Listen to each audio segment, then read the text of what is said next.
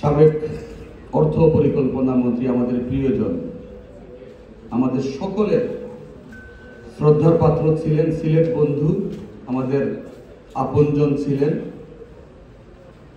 সিলেটের উন্নয়নের রূপকার বলা হয়। আমি বলি যে শুধু সিলেটের না, উনি বাংলাদেশের উন্নয়নের রূপকার ছিলেন। আজকে ওনার মৃত্যু দিবসে এই আলোচনা সভার সম্মানিত সভাপতি সিলেটের সাবেক মেয়র এবং বিএনপি চেয়ারপারসনের উপদেষ্টা জনাব আরিফুল হক চৌধুরী, আজকে প্রধান অতিথি হিসাবে উপস্থিত আছেন আমাদের সাবেক মন্ত্রী এবং বিএনপি স্থায়ী কমিটির সদস্য জনাব ডক্টর মঈন খান। আজকে সময় যেহেতু স্বল্প, সম্মানিত বিশেষ অতিথিবৃন্দ এবং আজকের এই অনুষ্ঠানে সম্মানিত সুধীমণ্ডলী, আসসালামু আলাইকুম। জনাব সাইফুর রহমান আমাদের জন্য কি করেছেন এটি অনেকেই বলেছেন, আমার পরবর্তীতে যারা আসবেন তারা বলবেন। আমি ছোট্ট একটি ঘটনা দিয়ে আমার বক্তব্য শেষ করব।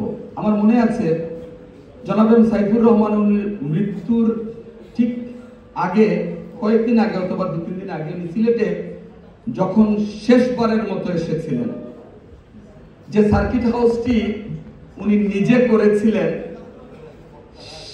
সেই সার্কিট হাউসে উনার শেষ রাত্রি যাপন অথবা শেষ সময়টুকু উনি কিভাবে কাটিয়েছিলেন, আমি সেই ঘটনাটির বর্ণনা দিচ্ছি।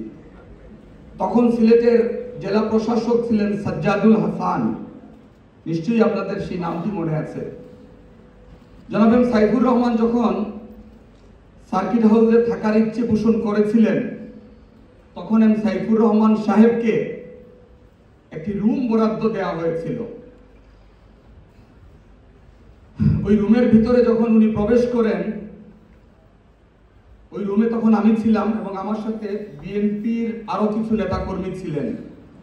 সাইফুর রহমান সাহেব বাথরুমের ভিতরে গিয়েছেন, উনি বের হচ্ছেন না অনেকক্ষণ থেকে, 10 মিনিট যায়, 20 মিনিট যায়, 30 মিনিট যায়, উনি বের হচ্ছেন না।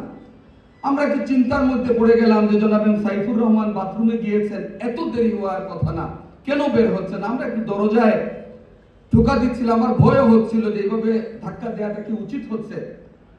উনি প্রায় 30 মিনিট পরে বাথরুম থেকে বের হয়েছেন।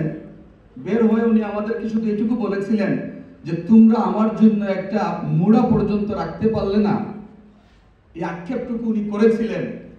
এই আক্ষেপের কারণ হচ্ছে যে ওনাকে যে রুমটি বরাদ্দ দেওয়া হয়েছিল সেটি ভিআইপি রুম ছিল না, একটি সাধারণ রুম জনাব সাইফুর রহমানের জন্য তখন বরাদ্দ দেওয়া হয়েছিল, অথচ এই সার্কিট হাউসটি জনাব সাইফুর রহমান করেছিলেন।